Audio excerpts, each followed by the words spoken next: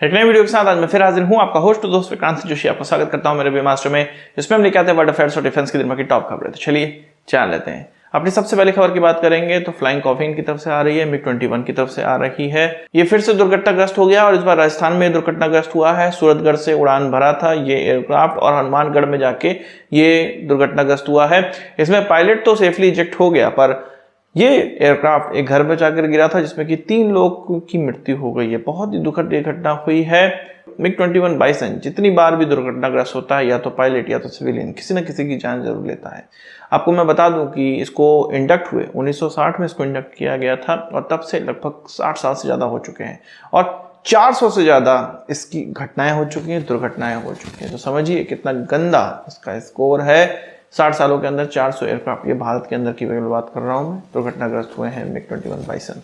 बात करते हैं भारतीय नेवी की। भारतीय नेवी के द्वारा आपको पता है कि अमेरिका से हम लोगों ने रिलीज कर लिया है MQ-9 रीपर, जो कि सी गार्डियन ड्रोन कहलाता है। समंदर की रक्षा करने के लिए, समंदर पर नजर रखने के लिए ये ड्रोन का इस्तेमाल किया जाता है। तो आपको पता है कि कोको आइलैंड में ये निकल के आया था कि एक बेस बन रहा है जहां से एयरक्राफ्ट भी टेक ऑफ कर सकते हैं। ये माना जा रहा था कि चीन की अगुवाई में ये बन रहा है, म्यांमार के द्वारा ये बनाया जा रहा है और चीन यहाँ पर भारत के अंडमान निकोबार या भारत के जो ईस्टर्न इलाका है उसमें नजर रखने के लिए, समंदर पे पूरा नजर रखने के लिए इस बेस का इस्तेमाल करेगा।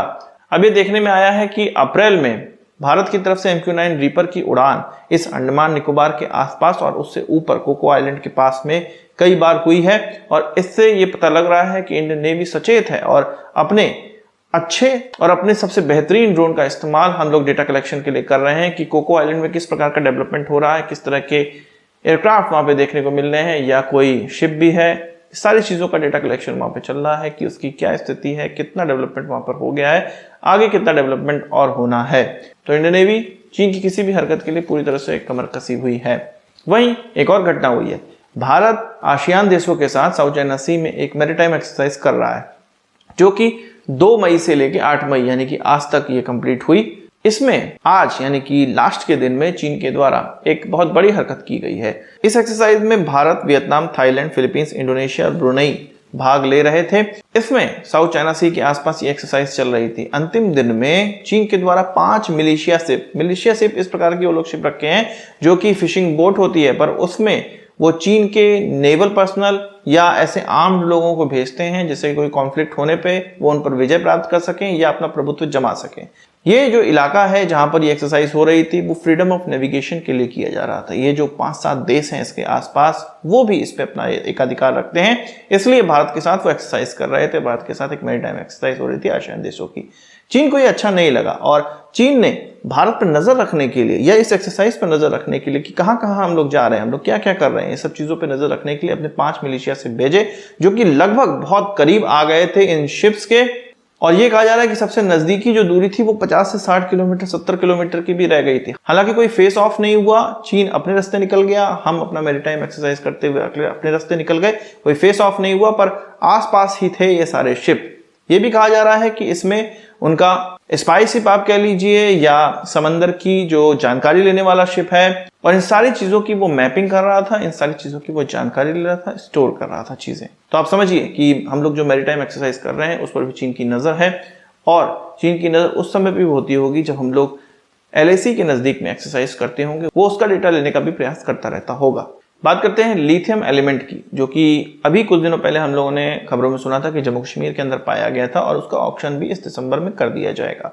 अब ये कहा जा रहा है कि राजस्थान के अंदर भी लिथियम का बहुत बड़ा भंडार है और ये जम्मू कश्मीर से ज्यादा बड़ा भंडार है। देगाना में इस भंडार का पता लगा है और इस भंडार के द्वारा भारत की जो लिथियम की आवश्यकता है उसका 80% पूरा किया जा सकता है। यानी कि राजस्थान का ये इलाका कुछ उसी प्रकार का संपन्न इलाका बन सकता है या पूरा भारत उस प्रकार का संपन्न इलाका बन सकता है जैसे कि ऑयल रिच कंट्री हो रही है, ऑयल निकाल कर।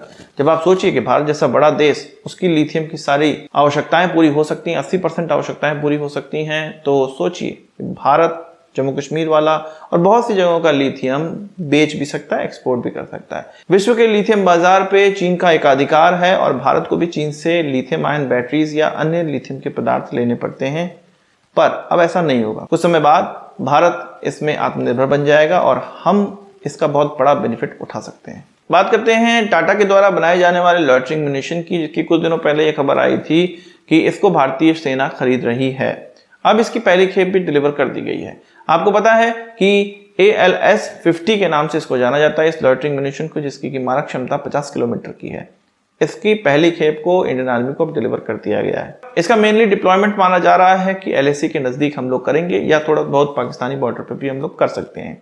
इसका जो पहले ट्रायल किया गया था वो पोखरण में ट्रायल किया गया था। इसके अलावा हाई एल्टीट्यूड में यानी कि लद्दाख में भी इसका ट्रायल किया जा चुका है और ये पूरी तरह से आश्वस्त होने के बाद ही फौज के द्वारा हमारी खरीदा गया है। ये अच्छी खबर है कि लॉइटरिंग म्यूनिशन अब डिलीवर होने लगे हैं। साथ ही साथ हम लोग नागास्त्र भी खरीदे हुए हैं, जो कि सोलर ग्रुप के द्वारा बनाया जाता है। नागास्त्र 1 खरीदा गया है, जो फिर से वही लॉइटरिंग म्यूनिशन है, पर इससे थोड़ा इंफीरियर है।